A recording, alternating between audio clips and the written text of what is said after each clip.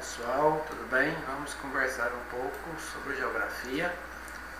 Hoje a gente vai falar sobre o fator ligado à regionalização do espaço geográfico. O que é regionalizar o espaço geográfico? Regionalizar o espaço geográfico é dividi-lo de acordo com alguns critérios. Quais critérios são esses? São vários. A gente já viu alguns, agora a gente vai conhecer outro critério de regionalização, critério esse ligado aos fatores socioeconômicos, capitalismo e socialismo. Então vamos lá?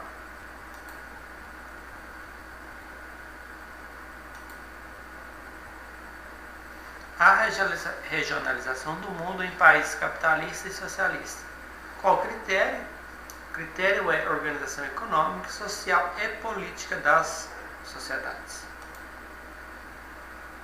Países. Sistema capitalista é conhecido também como economia de mercado. É o mercado que dita as regras de nós consumidores. E o sistema socialista ou economia planificada, porque ela segue uma planificação. É o Estado que estabelece as formas de organização dentro do país socialista. Mais para frente a gente vai ver isso mais detalhadamente. Sistema capitalista, que foi feito paralelo. No sistema capitalista tem a propriedade privada ou particular dos meios de produção. O que são esses meios de produção? As fábricas, as indústrias, os grandes latifúndios, são as grandes propriedades rurais. O que é propriedade privada? Propriedade privada são propriedades que têm um dono, né? Ou seja, só eles que têm, né, acesso aos lucros e ou prejuízos dessa propriedade. Produção e distribuição das riquezas são regidas pelo mercado. O que é o mercado? A lei do mercado, ele funciona estabelecido pela chamada lei da oferta e da procura. O que é a lei da oferta e lei da oferta e da procura? Nós, consumidores, podemos sentir isso muito bem na pele. Né? Como? Quando tem muito produto ofertado, a tendência dos preços é baixar. Aí vai ter muita oferta e muita procura. Muita oferta e pouca procura. O preço vai baixar. Se for ao contrário, tiver muita procura de nós consumidores e a oferta tiver pouca, o preço vai subir. Tá? Então, isso que regula o preço das mercadorias e serviços dentro de uma economia de mercado. Né? Preços. É a lei da oferta e da procura que eu já falei para vocês, que estabelece a mesma coisa na questão da distribuição das riquezas são regidas pelo mercado. Nesse mercado, por exemplo, eu tenho classes sociais dentro do sistema capitalista. Burguesia e proletariado. Burguesia são os donos dos meios de produção e o proletariado somos nós trabalhadores. Felizmente que essas classes sociais, elas se interagem e se interrelacionam, uma necessita da outra. A burguesia precisa do proletariado e vice-versa. O proletariado também precisa da burguesia. Empresário compra a força de trabalho. Dentro das classes sociais que eu falei para vocês agora, né, burguesia e proletariado, o empresário, que é o proletariado, compra a força de trabalho dos proletários, nós trabalhadores. E por essa força de trabalho pelo sistema capitalista, recebemos uma quantidade em dinheiro que se chama salário, né? Esse salário, por sua vez, pela CLT brasileira, deve garantir o nosso sustento. Isso são algumas bases do sistema capitalista. Tá? Tem mais? Tem. Tá? Quais? Vamos pensar. O dinheiro é o principal meio de troca dentro do sistema capitalista. O dinheiro e seus similares. Quais são? Os similares do dinheiro que você conhece. Tem o dinheiro em espécie, né? Que é o money em si. eu tenho cartão de crédito, cartão de débito, nota promissória e talão de cheques. Né? Isso é a questão que o dinheiro é o principal meio de troca no sistema capitalista, não é? Você vai ao supermercado, você troca o quê? Dinheiro por mercadoria. Isso é. E o capitalismo também, capital é dinheiro. Como ele visa o dinheiro, e dentro do dinheiro, a indústria, por exemplo, ela produz para vender. E nessa venda ela tem que ganhar o que nele? Lucro. Lucro é o principal mecanismo de alimentação do sistema capitalista. O sistema capitalista ele utiliza muitas estratégias, né? Uma delas é incentivar o consumo. O incentivo exagerado ao consumo se chama consumismo. O que é consumismo? É uma prática do sistema capitalista que leva a gente a consumir além do necessário. Né? Agora tem o sistema socialista. O sistema socialista ele é antagônico ao sistema capitalista. Meios de produção controlados pelo Estado, tudo. Indústria, fonte de matéria-prima, energia, meio de transporte. Tudo é controlado pelo Estado. Segundo as bases socialistas, lá não tem classes sociais, tá? Não tem propriedade privada, propriedade é do Estado e ela, por sua vez, se tornaria uma propriedade social, tá? Classes sociais então não existem. Então o sistema socialista ele surgiu como um sistema antagônico, tá? Ou contrário ao sistema capitalista. O socialismo então foi idealizado por Karl Marx e Friedrich Engels. Tá? Marx escreveu lá no seu livro, tá? O socialismo científico, estabelecendo essas bases então desse sistema socioeconômico. Tá? Marx falava muito de uma questão de o sistema capitalista ser opressor, falando em uma questão chamada mais-valia. Essa mais-valia é a apropriação indevida da força de trabalho feita pelo empregador. Né? Como é que funciona essa mais-valia?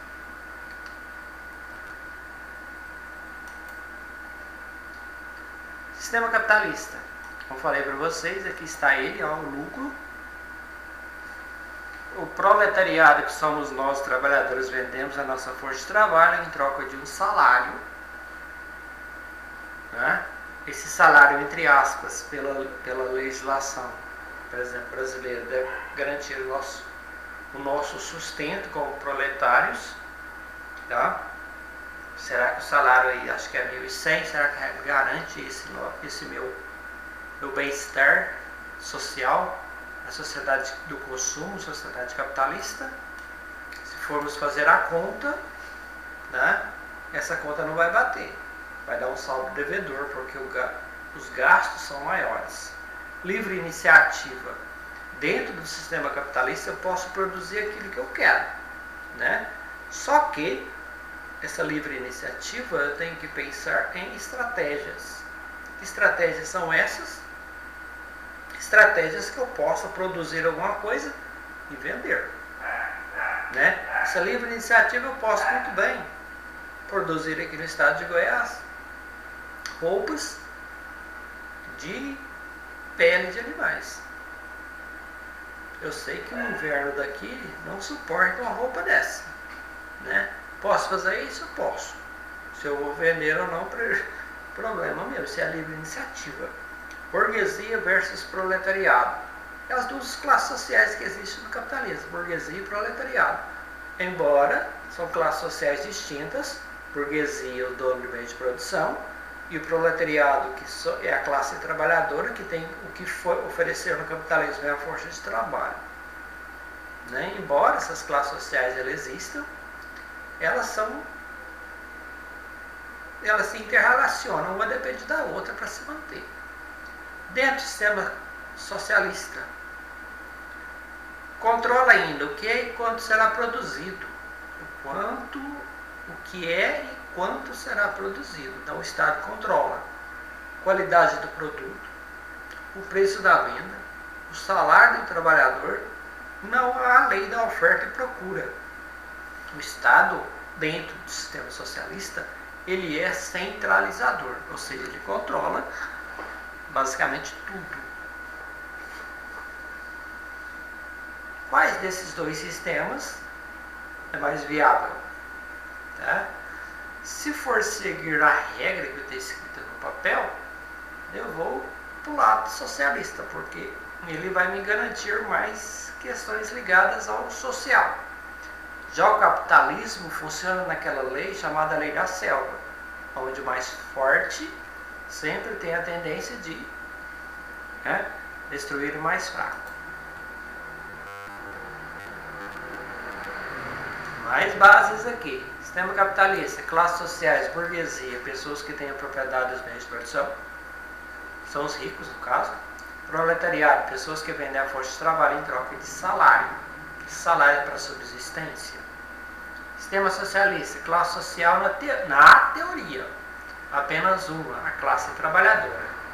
Na prática, duas classes bem distintas, a classe trabalhadora e a elite burocrática dominante. Tá? Infelizmente, em todas as questões de relacionamentos sociais, questões essas que o pessoal do ensino médio, nós do ensino médio debatemos também nas aulas de sociologia, vocês do fundamental vão ver isso depois, né? As relações sociais sempre há um dominante, um dominador e um dominado, né? Isso faz parte das relações entre os seres humanos. Okay?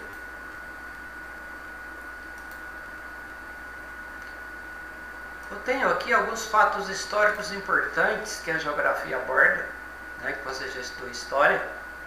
Após a Segunda Guerra Mundial, o mundo se tornou um mundo bipolar. Tá? A Primeira Guerra Mundial foi a Primeira Guerra Mundial, 1914 1918. Segunda Guerra Mundial, 1939 1945. 1946 a 1991, Guerra Fria. Né? Onde foi chamado o mundo bipolar. Sistema capitalista Estados Unidos da América e sistema socialista União Soviética. Lembrando a vocês que a URSS, União das Repúblicas Socialistas Soviéticas, ela é formada por 15 nações, 15, 5, 10, 15, onde tinha a Rússia como detentora de todas e mais 14 nações. Então era um bloco de países. Na Guerra Fria, essas duas nações, por exemplo, quando se fala, por exemplo, da Segunda Guerra Mundial, Estados Unidos e União Soviética, que era a Rússia, lutaram juntas para defender os interesses da época. Já após a Segunda Guerra Mundial, na Guerra Fria, elas tinham outros interesses. Quando os interesses mudam, logicamente vai mudar as concepções. Tá? Então, os Estados Unidos tinham o interesse de implantar pelo mundo o sistema capitalista e a União Soviética o socialismo. E partiram para uma batalha. A Guerra Fria foi chamada assim por quê? Porque não foi uma batalha diretamente armada.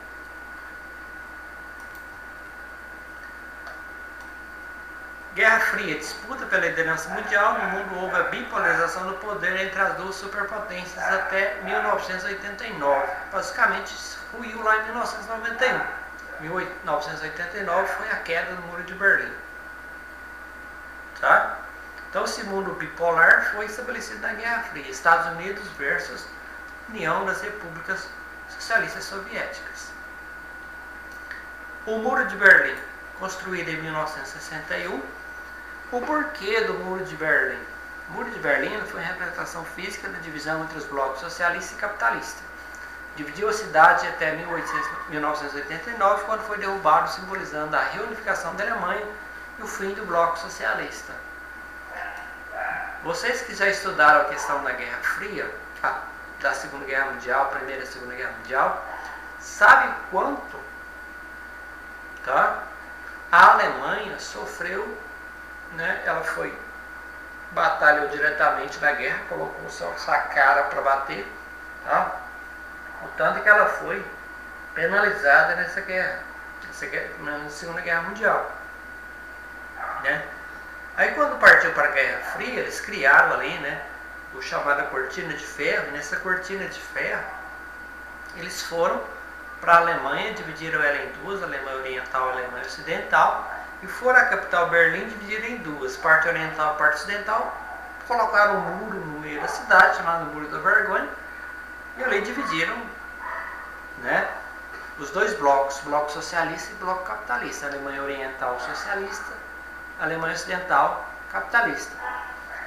Foi tão estranho, foi tão interessante e cruel essa divisão que as famílias ficaram divididas, permaneceram divididas até a unificação da Alemanha. Né?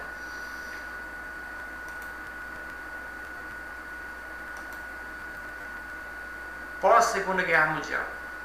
Com o fim da Segunda Guerra Mundial, que eu já falei para vocês, 39 e 45, ficou evidente a grande desigualdade econômica, social, científica e tecnológica existente entre os países. A partir da década de 1950, passaram a ser utilizadas as expressões países desenvolvidos e subdesenvolvidos.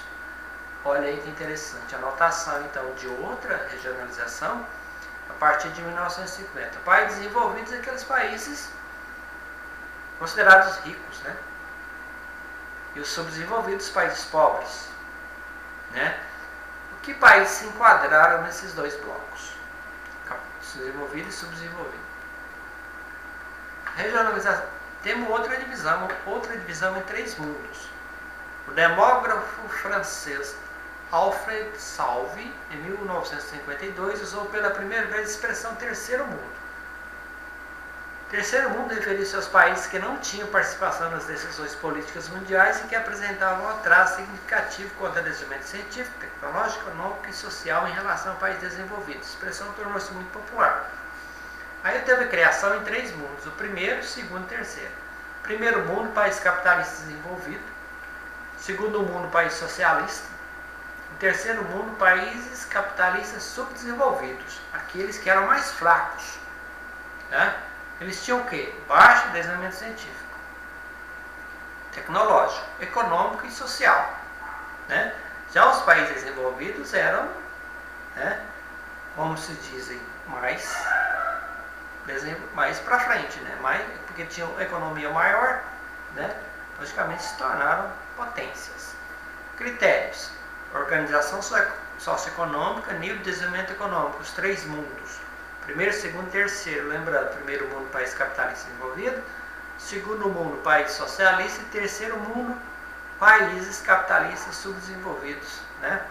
Então tem os ricos, os capitalistas desenvolvidos, os medianos socialistas e os lá embaixo, socialistas capitalistas subdesenvolvidos. E o Brasil estava onde? Terceiro mundo. Regionalização em três mundos. Primeiro mundo, país capitalista desenvolvido, Estados Unidos, Reino Unido, França, Canadá, Japão e Austrália. Segundo mundo, país socialista de economia planificada, China, Cuba, Coreia do Norte. Terceiro mundo, país capitalista subdesenvolvidos, Brasil, Índia e Bolívia. Muito bem. Sistema socialista decadência. Aquela mundo bipolar foi estabelecida após a Segunda Guerra Mundial, Estados Unidos e União Soviética. O que aconteceu com ele? Muito bem. A Guerra Fria foi uma guerra ideológica, não foi uma guerra diretamente armada, embora os países do mundo se armaram até os dentes, como se diz, né? Corrida aeroespacial foi na época da Guerra Fria, né? A chegada do homem à Lua.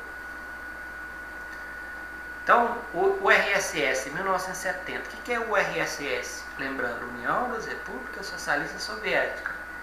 Rússia mais 14 potências, 14 países. Era um bloco de países, na verdade. 1970, insatisfação popular com a economia. Vamos pensar. Eu tenho uma vertente de países capitalistas. Ali a economia ela é liberada. Tem produtos sofisticados, né? Uma base econômica de excelência. Então eles estavam insatisfeitos com a economia. 1985, o Bloco Socialista ele estava ao fio de ruir, de acabar, né? Ou de entrar em decadência. Entrou como presidente da República na URSS, na Rússia, Mikhail Gorbachev. Então ele teve que fazer o quê? Tentar solucionar o problema do bloco ou é aquela velha história, ou vai ou racha. Né? O que ele fez? Reestruturação econômica. Então ele permitiu, chamado de perestroika. O que ele fez? Permitiu a entrada de produtos do capitalismo dentro do socialismo, para tentar ver que se a população se rendesse à situação econômica do período do socialismo. Abertura política glasnost. O que é isso? Essa abertura política. Porque vamos pensar que lá em a Primeira Guerra foi de 1914 a 1917. Em 1917 houve a chamada... Ok? Estão lembrados? Quem são os feras em história aí? O que aconteceu em 1917 na Rússia? A Revolução Proletária. Né? A Rússia saiu da Primeira Guerra Mundial em 1917 para fazer sua revolução interna. Né? No entanto, que naquele período a Rússia estava do lado da Tríplice Entente, a Rússia saiu, os Estados Unidos teve que entrar. Né?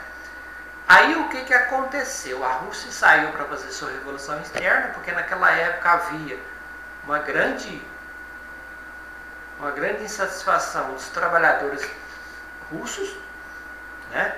Porque a Rússia era governada até então por poder czarista, no caso Nicolau II, era um poder bastante opressor, principalmente em relação à questão ligada ao proletário, que são os trabalhadores, e eles fizeram a revolução interna, foi a revolução chamada Revolução Bolchevique. Né? Revolução Bolchevique é a revolução da maioria, que eram os trabalhadores. Então eles não idealizaram essa revolução sozinhos. E foi idealizada por Vladimir Ilyich Lenin. O Lenin foi o idealizador da Revolução Bolchevique lá na Rússia. Saíram vitoriosos e fundaram desde então apenas um partido político, o PC, Partido Comunista. Então, em 1917, 1918, esse partido foi criado. Ele teve abertura política lá em 1985, que foi com a glasnost. O que aconteceu? Esses dois processos, a perestroika, que foi reestruturação econômica, e a glasnost, que foi a abertura política implantada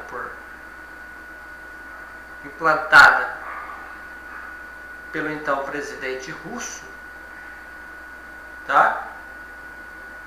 Não funcionou. Ruiu. Tá? Então o que aconteceu? O poder político, econômico e social do bloco socialista ruiu-se. Tentou reestruturar e fazer abertura política, não aconteceu. Tá? Em 1989 tem a queda do Muro de Berlim. Tá lembrado do Muro de Berlim? O que é? As duas Alemanhas se dividiram lá na cortina de ferro da Guerra Fria. Foram na capital Berlim, fizeram um muro no meio. Né? Aí com a decadência do bloco socialista, em 1989, o Muro de Berlim se foi. Tá? Marcando o símbolo da decadência do socialismo. Aí foi um processo chamado de reunificação alemã. E em 1991, o desmantelamento do bloco socialista, da URSS, tá lembrado? Rússia mais 14 nações. E dessas 14 nações, apenas 4 se tornaram independentes. Logicamente a Rússia e as 3 potências bálticas, Estônia, Letônia e Lituânia. Então, eram 15, saíram 4, ficaram 11. Essas 11, então, elas passaram por um processo de economia de transição e formaram a CEI, Comunidade de Estados Independentes. União Soviética, União das Repúblicas Socialistas Soviéticas, ou RSS. Constituíam uma multinacional dividida em 15 repúblicas socialistas que obtiveram independência em 91. Rússia, Ucrânia, Belarus, Lituânia, Estônia, Letônia, Cazaquistão, Armênia, Moldávia, Quirguistão, Azerbaijão, Geórgia, Cazaquistão, Turcomenistão e Uzbequistão. Regionalização em 3 mundos, dificuldades. Então, os 3 mundos eram: primeiro mundo, países desenvolvidos capitalistas; segundo mundo, socialista; terceiro mundo, capitalistas subdesenvolvidos. Então, se o segundo mundo ruiu, que o bloco socialista, não é que ele acabou, é que ele desmantelou e enfraqueceu, mas ele existe até hoje, né? Está colocado aí no texto de vocês, exemplo de Cuba, segundo mundo, mas também subdesenvolvido. Cuba, né, é uma particularidade dentro do continente americano, no entanto que é o único país socialista dentro do continente americano. Heterogeneidade dos países do terceiro mundo, nível de desenvolvimento diferente, particularmente com a presença de multinacionais após 1945. Expressão segundo mundo perde sentido com a degradação do bloco socialista. Tá? Então, eu já tenho uma visão aqui da geopolítica, né? Estabelecendo a questão da entrada das multinacionais nos países de terceiro mundo, né? Que os países ricos viram oportunidade, principalmente em relação a matérias-primas nos países subdesenvolvidos e procuraram um mecanismo de trazer as suas empresas para cá. Em busca de quê? Matéria-prima. Multinacional ou transnacional? Vantagem encontrada em outros países, mão de obra barata e farta, né? O que não falta nos países subdesenvolvidos é mão de obra. Muita, se tem muita, é barata. Grande mercado consumidor, né? Tem aquela história lá que os pobres compram de tudo, né? Urubu voando, rancho queimando, nota promissória vencida, né? O consumo nos países subdesenvolvidos ele é muito grande. Então, um grande mercado consumidor. Porque tem muitas pessoas também, né? A população é muito maior. Energia e recursos minerais disponíveis e incentivos fiscais. Esses recursos minerais disponíveis aí é matéria-prima, né? Essencial para o processo produtivo. Incentivos fiscais. Para que essas empresas multinacionais venham para o Brasil, isso funciona até hoje, tem que dar incentivos fiscais, tem que dar local para implantação, né? O local para essas indústrias se implantarem e outras coisitas mais, né? Incentivos fiscais, no caso. Empresas aí que vêm para o Brasil, vêm para cá com isenção fiscal de 10, 20 anos. Infelizmente, quando a isenção fiscal vence, eles vão para outras localidades ou refazem o processo. Exemplos NPI, novos países industrializados. A industrialização é um fator importante para entender o desenvolvimento dos países, né? Países que passaram de exportador de matéria-prima para exportador de produtos industrializados. É o nosso caso, né? Brasil, México, Argentina e África do Sul. Os tigres asiáticos, que é a potência mundial hoje, né? Singapura, Coreia do Sul, Taiwan e Hong Kong. Observação, Hong Kong é a região administrativa especial da China. Então, hoje eu tenho, né, esses novos países industrializados, principalmente aqueles ligados ao terceiro mundo, são conhecidos hoje como países emergentes. Aqueles países que passaram a ter a participação maior no processo industrial, né?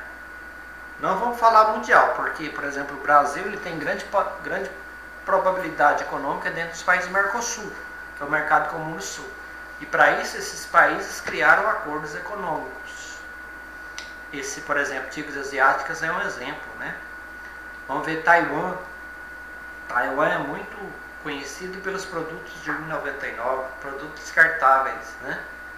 É R$1,99, é barato, eu vou lá e compro um, amanhã ele estraga, eu vou lá e compro outro, e vai aquele ciclo, né? E esses países produzem e vendem exageradamente, e isso faz crescer as suas economias. A nova ordem multipolar. Tá vendo quando eu falei do mundo bipolar, lá depois da Segunda Guerra Mundial, 39, 45, pós 1945, 46, que é a Guerra Fria, mundo bipolar, Estados Unidos e União Soviética. Isso agora não se cogita mais. Agora é um mundo multipolar. A multipolaridade nos faz pensar em países que estão emergindo economicamente. A ordem bipolar é marcada pelas diferenças políticas e econômicas. A ordem multipolar, o país se impõe pela capacidade econômica, Estados Unidos, Japão e Alemanha. Houve ampliação do processo de globalização e formação de blocos econômicos supranacionais. Essa globalização é um fator interessante também, tá? Que é uma coisa para a gente conversar muito a respeito disso nas próximas aulas aí, né? E a questão dos blocos econômicos. Esses blocos econômicos eles foram criados justamente para que bloco de países que não tem tanta emergência mundial, eles se tornem mais potentes quando se formam blocos. Vamos citar aí o NAFTA, por exemplo, Acordo de Livre Comércio da América do Norte, Canadá, Estados Unidos e México. Né? O México, sabemos que Estados Unidos e Canadá são países ricos, de primeiro mundo, México de terceiro mundo. Particularidade aí. Né? O Brasil também se torna muito potente diante do Acordo Mercosul, dentro do Mercosul. Tá? Ou seja, é fato para a gente estudar depois, tá? Norte e Sul, a moderna regionalização. Critérios socioeconômicos, desenvolvimento econômico e social dos países. Países do Norte desenvolvidos, países do Sul subdesenvolvidos. Afastamento cada vez maior entre as nações ricas e pobres, criando aí um abismo social, né? Um abismo econômico. Essa anotação país do Norte e país do Sul, aquele mapa que traz assim, aquele traço diferente. Né? Hoje dá muito bem para perceber quando o país é rico ou pobre. Norte e Sul. Processo migratório e pessoas dos países pobres para os ricos. Inicialmente havia um bom acolhimento. Houve a entrada desses imigrantes, está limitada devido à crise econômica, racismo e xenofobia. Sentimento de repulsa a estrangeiros. O país rico, dentro de um país rico, por exemplo, esses trabalhos vamos dizer, mais simplificados ou mais braçais, como faxina de casa, lavar talheres, as pessoas não querem fazer. Então as pessoas dos países pobres vão para os países ricos para fazer esse tipo de trabalho. E lá eles, quando a economia do país está forte, não tem crise econômica, por exemplo, dentro dos Estados Unidos, teve gente que enriqueceu lá. Né? Por quê? Porque ganhavam bem. Né? Pessoas que eram advogados ou médicos aqui iam para lá para trabalhar de faxineiro ou faxineira. Né? Ganhavam exorbitantemente muito. Né? Então mandavam o dinheiro para cá e controlaram a vida dessa forma. Tá? Só que eles perceberam que a entrada desses imigrantes estava sugando a economia desses países, então começaram a proibir. Né? Crise econômica no caso. Racismo e a xenofobia. Xenofobia, gente, é a aversão a imigrantes. Tá? Isso é xenofobia. Confronto Norte-Sul. Populações de países pobres versus políticas que limitam a entrada de imigrantes nos países ricos. Isso é evidente. Né? Por exemplo, a política de entrada de pessoas no Brasil, entra quem quiser. Né? Já nos países ricos, não. Japão, Estados Unidos, Canadá é controlada, porque senão essas pessoas acabam sugando as suas economias. E realmente sugam mesmo. Né? Então é evidente que esses confrontos eles surjam. Né? País do Norte, País do Sul, de novo, limite Equador, econômico, linha tortuosa, pontos considerados falhos nessa simplificação de regionalização Norte-Sul. Países de um mesmo grupo não são iguais entre si. A diferença está de pobreza, de riqueza e pobreza. É um ponto bastante interessante a se cogitar e a se pensar. Será que os Estados Unidos têm pobreza, não? Será que o Japão tem pobreza, não? Tem. Mas não mostram, não evidenciam. Da americana, eu vou mostrar para você um exemplo. Tinha uma série que passava, chamada Todo Mundo Odeia o Chris. Então, uma série americana, né? Que ali, Chris era o quê? Era um negro, família negra. O pai trabalhava em 4 empregos para manter a família. Eles moravam num bairro chamado bairro do Brooklyn. Se você for verificar ou pesquisar sobre o bairro do Brooklyn nos Estados Unidos, é um bairro de residência negra. Né? Não só negros, também tem prostitutas, tem ladrões, né? Marginalidade. Então o bairro do Brooklyn foi um bairro que foi desencadeado dentro da cidade americana para quê? Um reduto de pobreza.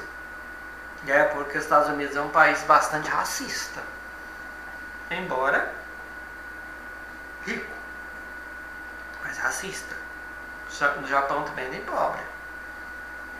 Né? Mas não mostram, não evidenciam tanto como é evidenciado nos países subdesenvolvidos. Tá? Há países do sul que possuem melhores índices de desenvolvimento humano que os do norte. Exemplo, o México, por exemplo, a própria Rússia e a Ucrânia. Embora sejam países aí, por exemplo, Rússia e Ucrânia, países um pouco fechados, mas tem uma economia forte. Mas né? Conceito de subdesenvolvimento veio à tona com o processo de descolonização da Ásia e da África no século XIX. Isso aí eu vou emitir lá para a Primeira e Segunda Guerra Mundial, o fator de exploração, né? Principalmente o fator da Revolução Industrial no século XVIII. Veio esse fator aí de descolonização. Dadas as estatísticas da situação social, ajudou a consolidar a ideia de subdesenvolvimento. Países subdesenvolvidos, origens. Europa, expansão marítima comercial do século XVI. Forma de colonização, exploração. Durante as áreas tropicais, no caso do Brasil, foi colonização de exploração. E colônias de povoamento, áreas temperadas. Aqui é um fator que explica, fator histórico, que vem explicar sobre o desenvolvimento, né? Por exemplo, aonde foi implantada a colonização de exploração, o que é exploração? As riquezas foram todas retiradas. Países subdesenvolvidos ou pobres hoje. Onde foi colonizado de povoamento? Aonde vieram para povoar, a riqueza ficou nessas regiões e países ricos hoje, né? Caso Brasil, por exemplo. O Brasil foi colonizado por Portugal. Toda a riqueza foi retirada daqui, levada para Portugal e possivelmente para a Inglaterra. Já onde foi implantado onde é hoje os Estados Unidos, as 13 colônias, foi colonização de povoamento, né? Foi colonizado pela Inglaterra, então o rei da Inglaterra pegou grande parte da população lá fazendo aquele processo dos cercamentos e levou onde as 13 colônias foram ali para povoar. Rico hoje. Fator histórico aí. E a ser considerado. Neocolonialismo e imperialismo, busca de novos mercados, áreas de investimento, matéria-prima e mão de obra. Expansão colonialista europeia a partir de 1870. Vamos pensar 1870 e até o século XIX. Imperialismo é a política de expansão e domínio territorial, cultural e econômico de uma nação sobre outra. Essa política imperialista, na época das grandes navegações, ela foi fundamental, né, para esse processo. Quanto mais colônias descobriam, mais ricos ficavam, né? Divisão Internacional do Trabalho, ou DIT. Colônias, função de exportar matéria-prima, metrópole, função de vender produtos manufaturados. É a primeira DIT internacional, né? Aquela colônia mandava produtos, matéria-prima, eram manufaturados e enviavam de volta para a colônia, né? É a questão de circulação de mercadorias. Países do Sul, 3 grupos. Países industrializados com bom mercado de consumo interno, países com produção industrial e rendimentos médios, países com fraca produção industrial, né? Uma caracterização também. Então ficamos por aí, né? Professor de área de humanas conversa demais, então até a próxima. Bom, e veremos algumas atividades sobre essa questão.